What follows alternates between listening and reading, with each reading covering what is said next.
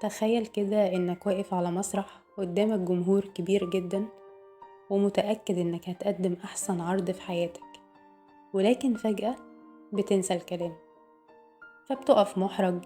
الناس بتبص عليك، اللحظة اللي كنت مستنيها بقت كابوس.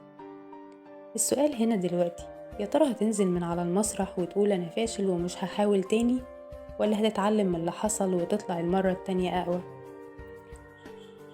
الفشل بيحصل لكل واحد فينا، بس الفرق بين اللي بينجح واللي بيقف مكانه هو طريقة تعامله مع الفشل. النهاردة في خطوة لقدام هنتكلم عن ازاي الفشل مش عدوك، بل بالعكس هو أقوى خطوة ممكن توصلك للنجاح. طيب، ليه أصلا بنخاف من الفشل؟ كتير مننا اتربى على فكرة ان الفشل معناه اني مش ناجح، وانه حاجة عيب او محرجة. في المدرسة لو فشلت في امتحان بيقولوا عنك انك مش شاطر، ولو مشروعك وقع الناس بتسألك هتعمل ايه دلوقتي. فبالتالي احنا اتبرمجنا ان الفشل وحش ولازم نهرب منه بأي طريقة. لكن الحقيقة ان كل الناجحين فشلوا في الأول، وده طبعا مش كلام تحفيزي وخلاص، دي حقيقة مثبتة. وخلينا نشوف شخصيات فشلت قبل ما تنجح.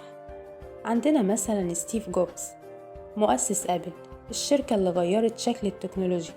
في مرة اتطرد من شركته نفسها.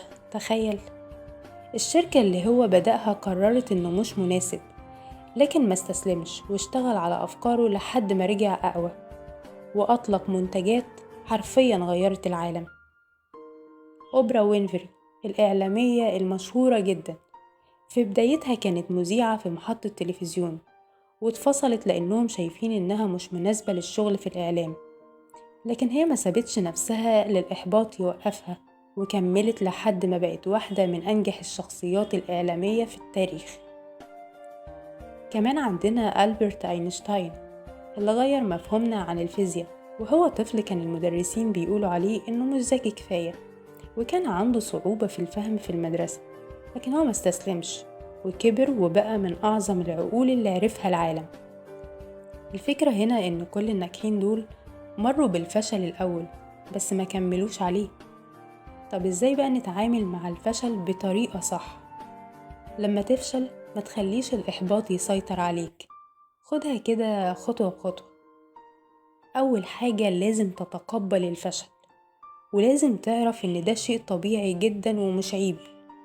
تاني حاجة لازم تحلل السبب، يعني ليه الحاجة دي فشلت؟ إيه اللي ممكن أتعلمه منها؟ تالت حاجة حسن من نفسك، خد الدرس وابدأ من جديد بشكل أقوى. افصل نفسك عن النتيجة. فشلك في حاجة معينة مش معناه إنك إنسان فاشل، دي مجرد تجربة. في الآخر عايزة أقولكوا إن الفشل مش العدو، الفشل مجرد معلم. لو عرفنا نتعامل معاه صح هيبقى أهم خطوة في طريق نجاحنا. وافتكروا دايما إن الفشل مش النهاية، الفشل هو بداية جديدة.